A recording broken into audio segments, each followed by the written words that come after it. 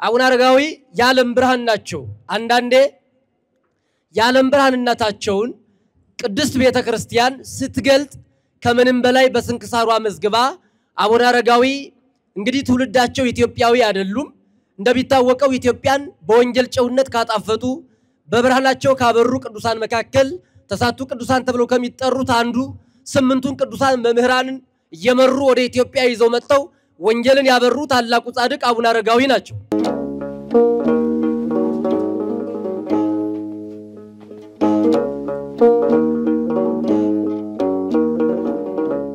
የባህሪ ብርሃንነቱ የማያልቅበት አምላካችን እግዚአብሔር የነገራቸው ቃል አጠረ ብሎ የማይረዝም ረዘመ ተብሎ የማያጥር እውነተኛ ቃል ነውና ይሄንን ተቀብለው ሐዋርያት በየዓለም ዙሪያው አስተምረዋል ጌታችን ኢየሱስ ክርስቶስ ሐዋርያትን እንዳበቃ ሁሉ ሐዋርያትም ደግሞ የተለያዩ አባቶችን አብቅተዋል ዛሬ ከተሰባሰብንባቸው የዓለም ብርሃን ተብለው ከተጠሩት ቅዱሳን መካከል ቀድምም መጋቤ ብሉይ ሲያስተምሩ እንደነበረ ሌሎቹ መምህራን ሲያስተምሩ እንደነበረ ዛሬ የምናከብራቸው ታላቁ ጻድቅ አቡነ አረጋዊ መታሰቢያ በዓላቸው ነው አቡነ አረጋዊ የዓለም ብርሃን ናቸው አንዳንዴ የዓለም ብርሃንነታቸውን ቅድስት ቤተክርስቲያን ስትገልጥ ከምንም በላይ በስንክሳሯ መዝግባ አቡነ አረጋዊ እንግዲህ ትውልዳቸው ኢትዮጵያዊ አይደሉም እንደሚታወቀው ኢትዮጵያን በወንጌል ጨውነት ካጣፈጡ በብርሃናቸው ካበሩ ቅዱሳን መካከል ተሳቱ ቅዱሳን ተብለው ከሚጠሩት አንዱ ስምንቱን ቅዱሳን መምህራንን እየመሩ ወደ ኢትዮጵያ ይዘው መጥተው ወንጌልን ያበሩ ታላቁ ጻድቅ አቡነ አረጋዊ ናቸው አቡነ አረጋዊ የባለጸጋ ልጅ ናቸው ባለስልጣን ልጅ ናቸው ሁሉ ነገር ይቀረ የማይባል ገንዘብ የምድራዊ ገንዘብ ያላቸው ቤተሰቦች ያላቸው ናቸው ነገር ግን እግዚአብሔር እሳቸው ለሌላ ነገር ሊጠቀምባቸው ስለፈለገ የዚህ ዓለም ገንዘብ ምን ያደርግልኛል የዚህ ዓለም ስልጣን ምን ይሰራልኛል እኔ እግዚአብሔር ሀብቴ እግዚአብሔር ነው ስራዬም እግዚአብሔር ነው እግዚአብሔርን መከተል ነው መፈልግ ብለው ራሳቸውን ከዚህ ዓለም አግልለው ወደ አባ ጳኩሚስ ገዳም ሄደው 14 ዓመት ሲሆናቸው ሥርዓተ ምንኩስናን ፈጽመው በ14 ዓመታቸው የመነኮሱ ደግ ጻድቅ ናቸው በስንት ዓመታቸው አልዋችሁ በስንት ዓመታቸው ዛሬ በዓላቸው የሚከበር በወር በገባ በ14 ነው የመነኮሱም በ14 ዓመታቸው ነው ይሄንን ዜናቸውን የሰማች እናታቸውም ልጅ ልጠይቅ ብላ ወደ ገዳም ሄዳ አቡነ አረጋዊ ሊቃውንቱ ሲናገሩላቸው አቡነ አረጋዊ እንኳን ሌላውን የእናታቸውን ልብ የማረኩ ጀግና ናቸው ይሏቸዋል እሷን ልጠይቅ እናታቸውም እሳቸውን ልጠይቅ ሄዳ በዚያው ባታጽንታ እኔም እንደ ልጅ የሀብት ከንቱ ነው ያ ንብረት ከንቱ ነው ብላ የልጃቸውን ትምህርት ሰምታ አንዳንዶቻችን እናቶቻችን በተለያየ ኃጢያት እናስመርራለን እንደ አቡነ አረጋዊ ያሉ ሰዎች ደግሞ ቅዱሳን ደግሞ የእናታቸውን በዓለም የተማረከ የእናታቸውን የቤተሰባቸውን ልብ ማርከው ለእግዚአብሔር የሚያስረክቡ ይልቁንም ደግሞ ሞትን ደጅ ሲያጸኑ የሚኖሩ ጀግና ጻድቅ ናቸው አቡነ አረጋዊ ታዲያ በ14 ዓመታቸው ከመነኮሱ በኋላ የኢትዮጵያ ዜና በመላው ዓለም ይሰማ ነበር ወዳጅ ኢትዮጵያን ባንተና በኔ ችግር እንዳትለካት እኔ በሆኑት እንዳትለኳት እናንተ በሆናችሁ ታትለካም እንጂ ቅዱሳን ሁሉ የሚመኙት ዝና በዓለም የተሰማ እግዚአብሔር የመረጣት እግዚአብሔር የወደዳት ሥርዓተ አምልኮ የሚፈጸምባት የቅዱሳን ታሪክ የሚነገርባት ሊቃውንቱ ቀን በቀን የሚፈበረኩባት ልዩ ሀገር ናት ኢትዮጵያ የዚች ሀገር ልጆች ያደረገን አምላካችን ክብር ምስጋና ይድረሰው የዚህ ዝና የሰሙት ጻድቅ ይችን ሀገር ሳላይ እንዳልሞት ይያሉ ጸለዩ አቡነ አረጋዊ ያን ጊዜ ቅዱስ ዑራኤል መርቶ በክንፍ ተሸክሞ ሁለቱን ደቀ መዛሙርቶቻቸውን ጨምሮ አምጥቶ አክሱም አደረሳቸው አክሱም ሆነው በሚገርም ሁኔታ የአየር ንብረቷን የሊቃውንቷን ብዛት የመጻሕፍቷን ምስጢር የሰውን የእንግዳ አቀባበል በእውነት አገራችን ኢትዮጵያ እንግዳ ተቀባይ ነበረች የዚህን ዘመን ያድርገውና ዛሬ እኛ እርስ በርሳችን መስማማት ቢያቅተን ባይድ የሚባል ነገር የለም ሰው የተባለውን ሁሉ ተቀብላ የምታስተናግድ ሀገር ናት ያለችን እንግዳ መቀበሉን እናውቅበት ነበር ዛሬ አበላሸነው እንጂ አቡነ አረጋዊ ልክ አክሱም መጥተው የአክሱም ህዝብ ያለው የእንግዳ አቀባበል የሊቃውንቱ ትህትና ይህን ሁሉ ያዩ የኢትዮጵያን ዜና ወስደው ወደ ሀገራቸው ለስምንቱ ጓደኞቻቸው ነገሩ ታሪኩ ረጅም ነው ባጭሩንም ነግራችሁ ለስምንቱ ጓደኞቻቸው ኢትዮጵያ ማለት ስመ እግዚአብሔር የሚጠራባት ሊቃውንቱ ሁሉ ጊዜ የሚፈሩባት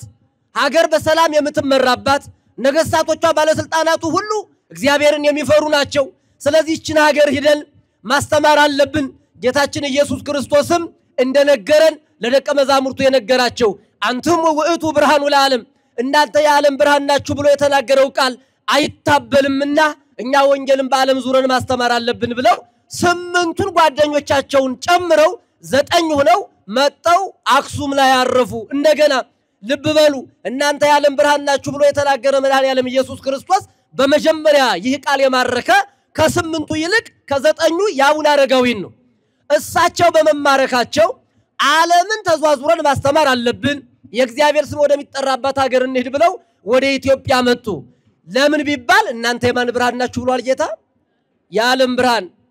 የዓለም ጨው ናችሁ የምድር ጨው ናችሁ አሁን በዚህ ዘመን ብርሃን ካህናት ብርሃን ናቸው የሰውነታችን ብርሃን ናቸው የሰውነታችን የኛ የማንነታችን ጨዎች ናቸው ነገር ግን ጌታችን ሲያስተምር የዓለም ብርሃን ናችሁ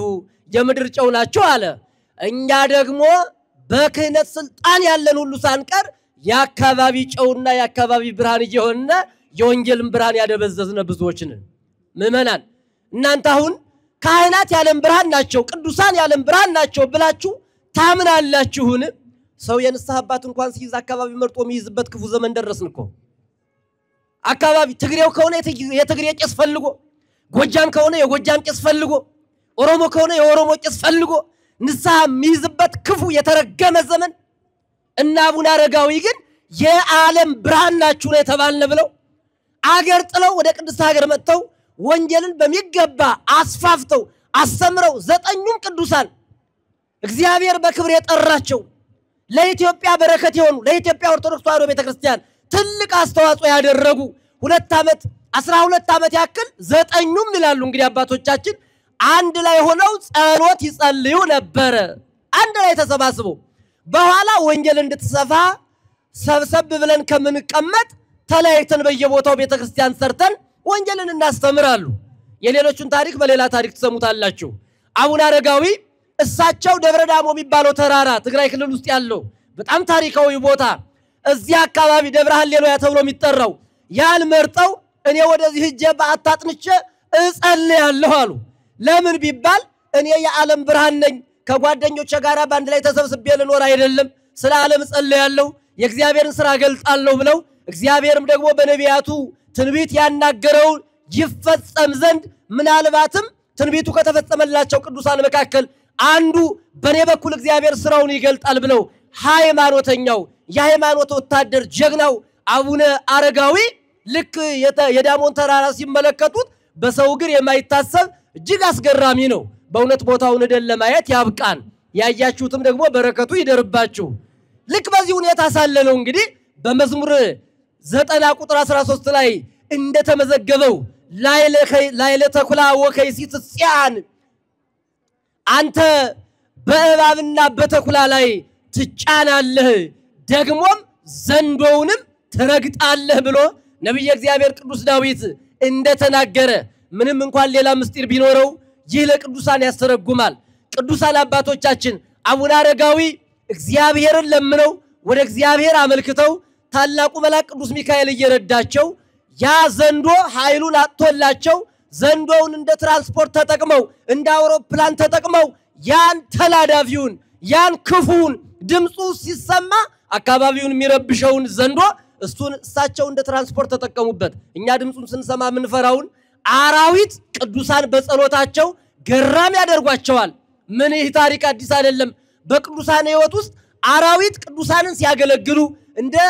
አናብስትን እንደ ትራንስፖርት ሲጠቀሙ እና አቡነ ሳሙኤልን እንመለከታለን እንደገና ዘንዶውን ተጫምተው ዘንዶውን ትራንስፖርት አድርገው በዘንዶው ተጠምጥመው ልክ ተራራ ወጥተው እንደ ትራንስፖርት እንደ አውሮፕላን ሲጠቀሙበት እና አቡነ አረጋዊን እንመለከታለን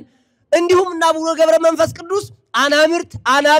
አናብስት ይላላኳቸው ሲያገለግሏቸው እንመለከታለን ቅዱሳን እግዚአብሔር የሰጣቸው ጸጋ ብዙ ነው ስለዚህ አቡነ አረጋዊ ይሄንን አድርገው ደብረ ዳሞ ገዳም ገብተው ቤተክርስቲያን መስርተው ያን ጸሎታቸውን ሁሉ ጊዜ የማያቋርጥ ጸሎታቸውን ከእግዚአብሔር ጋራ የዚህ ዓለም ሐሳብ ረስተው ላዩን ያያሰቡ ሐዋርያው ቅዱስ ጳውሎስ እንደነገረን በቆላስይስ መልእክቱ ምዕራፍ 3 ቁጥር 1 ላይ ሐልዩ ዘላይሉ ወአኮ ዘታይቱ እናንተ በላይ ያለውን አስቡ እንጂ ምድራዊውን አይደለም ያለው ቃል ገዝቷቸው የሰማይን ክብር እያሰቡ አቡነ አረጋዊ ከዚህ ዓለም ጣይም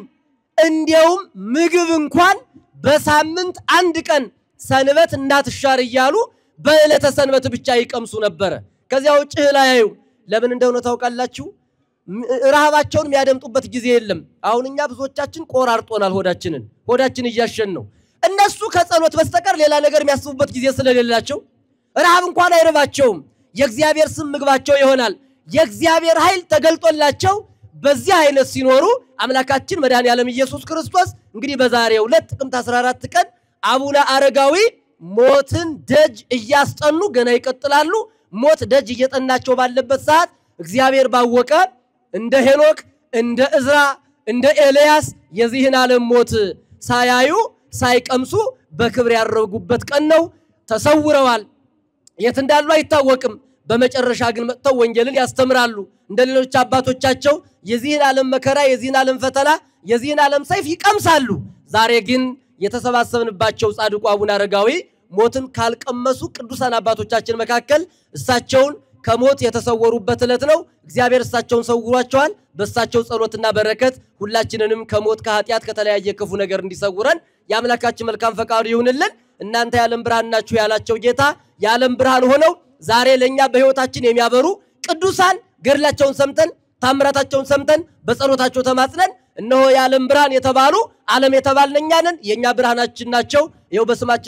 በስማቸው ተሰባስበናል ሌሎቹ ደግሞ ይቀልዱባቸዋል አዎ ለነሱ ቀልድ ናቸው ለኛ በረከት ናቸው ያለም ብርሃን የተባሉ አቡነ አረጋዊ የኔና የናንተ ብርሃናችን ናቸው መጣፈጫጫዋችን ናቸው ይሄንን አምነን ተሰባስበናል የተሰባሰብንበትን ዓላማ እግዚአብሔር በበጎ አስቦ በበጎ ለጉጦ በክፋት የመጣን ብንኖር በጎዎች እንድንሆን እግዚአብሔር አምላካችን ከጻድቁ በረከት እንዲያካፍልን ያምላካችን መልካም ፈቃዱ ይሁንልን ስንክሳሩን ዛሬ ጥቅምት 14 የሚነበበውን ሁላችሁም አንብቡ ሙሉ ታሪኩን እዛ ላይ ታገኛላችሁ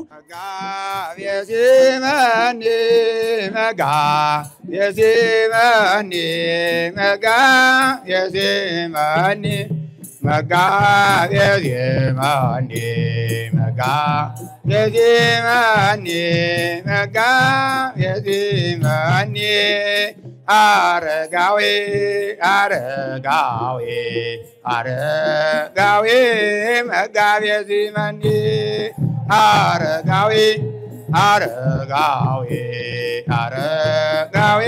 መጋቤ ዚመኒ አረጋዊ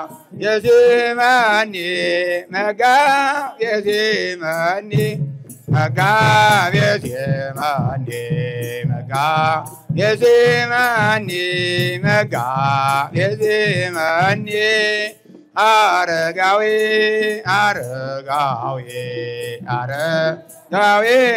መጋቤ ዚመኒ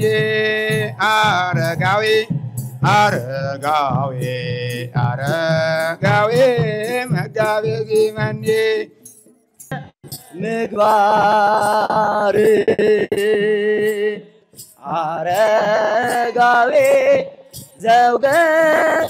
ሙሴ ወገብረ ክርስቶስ ወትሮ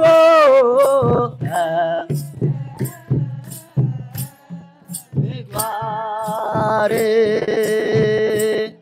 አረጋዊ ዘውገ ሙሴ ወገብረ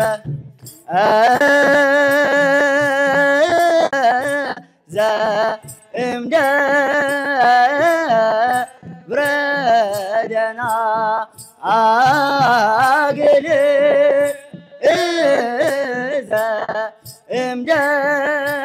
ዘእምደብረ ደና ግል አባ ኤልያስ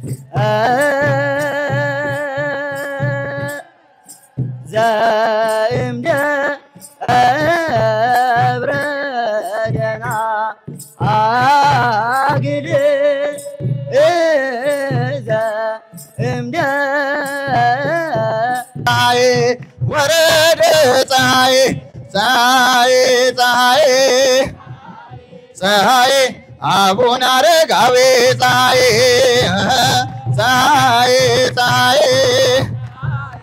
ፀሐይ አቡነ አረጋዊ ፀሐይ ወረደ ፀሐይ ወረደ ፀሐይ ወረደ ፀሐይ ወረደ ፀሐይ ፀሐይ ፀሐይ አቡነ አረጋዊ ፀሐይ ፀሐይ ፀሐይ ፀሐይ ትክበር ነፍስየ በቅድሜከ ዮም ትክበር ነፍስየ በቅድሜከ ዮም ባርከኒ አባ ባርከኒ አባ ባርከኒ ባርከኒ አባ ባርከኒ ባርከ አቡነ አረጋዊ ትክበር ነፍስየ በቅድሜከ ዮም ትክበር ነፍስየ በቅድሜከ ዮም ባርከኒ አባ ባርከኒ አባ ባርከ አቡነ አረጋዊ ባርከኒ አባ ባርከኒ አባ